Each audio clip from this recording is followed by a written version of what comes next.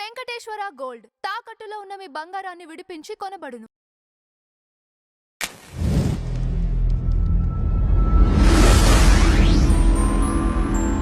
ఓటమిని విచ్ఛిన్నం చేయటం కోసం డిజిటల్ మీడియా ప్లాట్ఫామ్స్ ఇప్పుడు ఎట్లా ఉంటాయంటే అవి చంద్రబాబు నాయుడు గారి ఫోటో ఉంటుంది, లేదా చంద్రబాబు నాయుడు గారికి తెలుగుదేశానికి సంబంధించిన రైటింగ్ అంతా కూడా దాని స్టైల్లోనే ఉంటాయి. వాళ్ళని పొగుడుతూ అంటే లెటర్ హెడ్ లాగా చేస్తారు. కాదండి, అకౌంట్స్ ఎలా ఉంటాయి, అకౌంట్స్ అంటారు. అది యూట్యూబ్ కావచ్చు, ఫేస్బుక్ లేకపోతే మనకి ట్విట్టర్ కావచ్చు, డమ్మీ అకౌంట్స్. అవును, ఆ అకౌంట్స్ వచ్చేసి ఏమైతే అంటే చంద్రబాబు నాయుడు గారు ప్రొఫైల్లో లేకపోతే లోకేష్ గారి ప్రొఫైల్లో ఏదో ఒకటి ఉంటాయి, లేదా తెలుగుదేశానికి అనుకూలంగా కొన్ని పోస్టులు ఉంటాయి.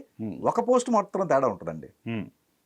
10 పోస్టుల్లో 2 లేదా 2 పోస్టులు జై తెలుగుదేశం అని ఉంటుందో, కింద ఏముంటుంది ఫైనల్గా ఈ 2 పోస్టుల్లో పవన్ కళ్యాణ్ గారిని టార్గెట్ ఉంటుంది, జనసేన టార్గెట్ ఉంటుంది. మీకు ఇటు వద్దామండి, మళ్ళీ ఇక్కడ మళ్ళీ సేమ్ ప్యాటర్నే జనసేనకు సంబంధించి ఉంటుంది. ఏది పవన్ కళ్యాణ్ గారి ఫోటో ఉంటుంది, లేకపోతే ఇంకోటి జై జనసేన అనుకుంటుంటుంది. కింద 3 పోస్టులో లేదా 2 పోస్టులో లోకేష్ గారిని తిట్టడం ఉంటుంది, లేకపోతే చంద్రబాబు నాయుడు గారిని టార్గెట్ చేయటం ఉంటుంది అనమాట.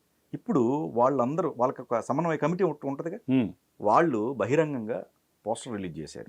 మీకు విషయం చెప్తాను సార్. ప్రాబ్లం ఏంటంటే న్యూట్రల్స్ అని ఓటర్స్ ఉంటారు.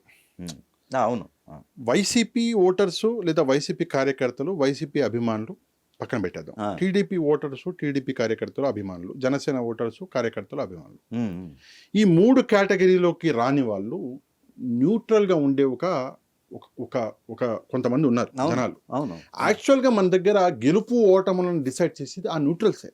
కన్ఫర్మ్ వాళ్ళు వీళ్ళకేస్తారు, వాళ్ళు వాళ్ళకేస్తారు.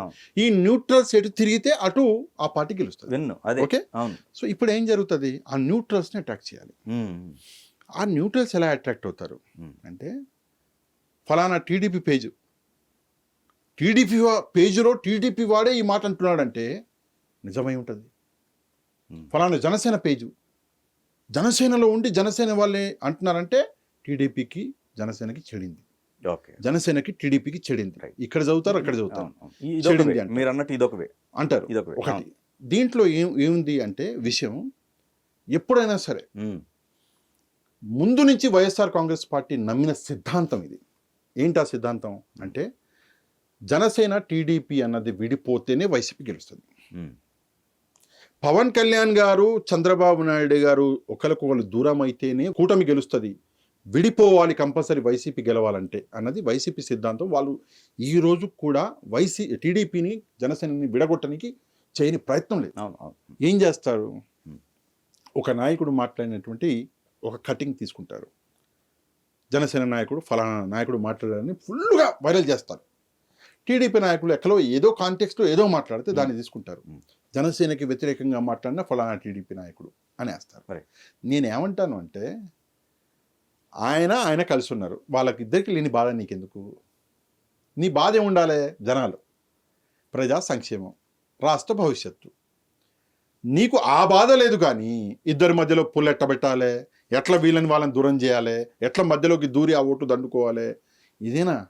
అదే రాజకీయం. అందుకే నేను ముందు నుంచి ఒక మాట ఏంటంటే, వైఎస్ఆర్ కాంగ్రెస్ పార్టీకి ప్రజా శ్రేయస్సు కంటే కుర్చీనే ఇంపార్టెంటు. ఈరోజు ఇందాక నేను మీకు ఎగ్జాంపుల్ చెప్పాను. ఎందుకు పవన్ కళ్యాణ్ గారు, చంద్రబాబు నాయుడు గారు, బీజేపీ కలిసి రాష్ట్ర ప్రయోజనాలేనా? విడిగా పోటీ చేస్తుంటే పవన్ కళ్యాణ్ గారికి 2 సీట్లు ఎక్కువ వచ్చేమో. ఓకే, విడిగా పోటీ చేస్తుంటే టీడీపీకి ఇంకా పర్సంటేజ్ ఎక్కువ వచ్చేదేమో. ఓకే, కానీ ఎందుకు కలిశారు అంటే, రాష్ట్రం 50 ఏళ్ళు వెనక్కి వెళ్ళిపోయింది. మనం రాష్ట్ర ప్రజల కోసం మనం చేసుకోవాలి, మన కోసం బతకడమే ఉంది. చంద్రబాబు నాయుడు గారికి ఆయన కుటుంబ వ్యాపారాలు ఉన్నాయి, హాయిగా రాజులాగా బతికేస్తాడు. నారా లోకేష్ గారు పుట్టడమే గోల్డెన్ స్పూను, ఆయన కింగు. ఆయనకి ఏం బాధ్యత? బయటకు వచ్చి చెమటలు గార్చేసి జనాల మధ్యలో ఆయన బాధలు ఏంటి ఆయనకి ఎందుకు? అవును. పవన్ కళ్యాణ్ గారు కోట్లు సంపాదించిన వ్యక్తి, ఆయనకి ఎందుకు వచ్చారు వీళ్ళు కలిసి కట్టుగా? ప్రజా శ్రేయస్సు కోసం. ఇది ప్రజలు కూడా గుర్తించాలి. ఇప్పుడు రాబోయే ఎన్నికలు, లోకల్ బాడీ ఎలక్షన్స్, మీరు అడగట్లేదు, నేను అడుగుతారనుకున్నా, నేనే సమాధానం చెప్పేస్తాను. రాబోయే ఎన్నికలు ఎట్లా పుల్లబెట్టాలి, ఎలాగ దూరం చేయాలి? ఎన్నికల్లో మనం ఎక్కువగా అభ్యర్థులను దించాలి అని ప్రతి పార్టీకి ఉంటుంది. మనం ఎక్కువగా గెలిచాలి, మన కెపాసిటీ ఏందో చూపించాలని ప్రతి ఒక్కరికి ఉంటుంది.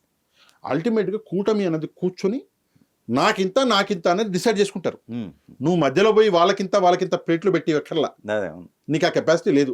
ముందు నీకున్నది నువ్వు చూసుకో. ఇక్కడ ఏకగ్రీవాలు ఏమన్నా పోతే తలకాయ ఆడబెట్టుకుంటారు.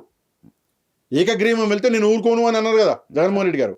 అది జరిగే అవకాశం ఉంటుందండి సార్. నేను సింపుల్ ఏకగ్రీవం, ఎందుకంటే వాళ్ళ సైడ్ అప్పుడు జరిగిన ఏదైతే ఉందో అది రిపీట్ అయ్యే అవకాశం. ఏకగ్రీవం వెళితే నేను ఊరుకోను అన్నాడు కదా, ఎన్నిసార్లు ఊరుకోడో చూద్దాం.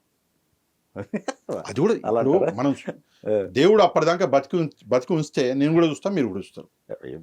వెంటనే ఇప్పుడే జరిగాయి అక్టోబర్లోనే. అదే అందుకనే చూద్దాం సార్. ఇది ఎక్కడో చంద్రమండలంలో లేదు, సూర్యమండలంలో లేదు. అందుకే 2 నెలలు దాటితే ముందర వస్తుంది. ఎన్ని ఏకగ్రీవాలు ఉన్నాయో ఆ రోజు తలకాయ ఆడబెట్టుకుంటారో ఆ రోజు చూద్దాం. కానీ మిమ్మల్ని అడుగుతున్నా, అవకాశం ఉందా అని. 100% ఉంది. ఓకే. ఎందుకుంది అంటే మీరు చేసిన పాపాలే. ఓకే. మీరు ఏం చేశారు ఆ రోజు? మొన్న చెప్పా డేటా నేను. దాదాపుగా 58 చోట్ల అనుకుంటా ఏకగ్రీవాలు చేశారు ఆ రోజు. డేటా అవును. సో నేనేమంటాను, మీరు చేసింది మళ్ళీ మీకు వెనక్కి రాదా? కర్మ అన్నది ఒక word sir. It is just a word. కర్మ బ్రతికున్న వాడిని వదిలిపెట్టదు, చచ్చిన వాడిని కూడా వదిలిపెట్టదు, చచ్చిన శవాన్ని కూడా వదిలిపెట్టదు. గుర్తుపెట్టుకోండి. మీ కర్మ తిరిగి వస్తుంది కదా ఏదో రోజు మీ దగ్గరికి. మీరు చేసిన పాపాలే. మీరు ఏకగ్రీవాలు చేసి, అసలు భయం అదే. ఏకగ్రీవం అన్న వాడి ఆంచి వచ్చిందండి. హఠాత్తుగా ఆయన మాట్లాడుతూ ఏకగ్రీవం అంటే నేను ఊరుకొని ఎందుకన్నాడు?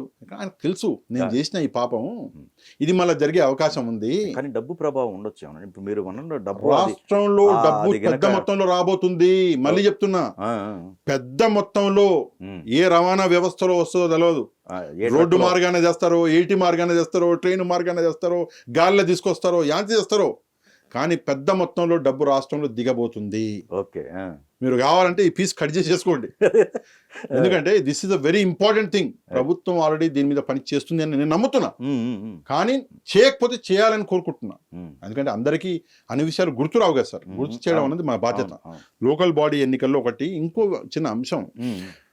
అప్పుడు తిరుపతి మున్సిపల్ ఎలక్షన్స్ అనుకుంటా మొన్న జరిగితే, అక్కడ ఏదో గొడవ జరిగిందని జగన్మోహన్ రెడ్డి గారు బాగా ఫీల్ అయ్యారు. మీరు చేసిన గొడవలు ఏమైనా గుర్తున్నాయి మీకు? అంజిరెడ్డి తాతగారిది ఒకటి విజువల్ చూస్తే అర్థమైంది. మరి తొడగొట్టాడు ఆయన. మరి ఆ ముసలాయన వాడిని చూస్తే నాకు భయం వేసింది. నాది రాయలసీమే, నామినేషన్ నాది రాయలసీమే. అలాంటి విజువల్స్ కొన్ని ఉన్నాయి. ఎందుకు సార్, మొన్న చెప్పాను కదా, మన బుద్ధా వెంకన్న గారి వెహికల్ మీద అటాకు. అవును, అట్లాంటివి చాలా జరిగినాయి. సో నేను అనేది ఏంటంటే అన్నీ మీరు చేశారు. ఈ రోజు మాత్రం ఆశ్చర్యంగా పోలీసుల దౌర్జన్యం, కూటమి పార్టీ దౌర్జన్యము, చంద్రబాబు నాయుడు గారి దౌర్జన్యము, నారాలు. మీరు మాట్లాడుతున్న మాటలు చూస్తే నిన్న పుట్టిన పిల్లగాడు ఎవడైతే నమ్మేస్తాడేమో. అంటే ఈ లెవెల్ యాక్టింగ్ నిన్న పుట్టిన పిల్లగాడు నమ్మేస్తాడు. కానీ దరిద్రం మేము నిన్న పుట్టలేగా.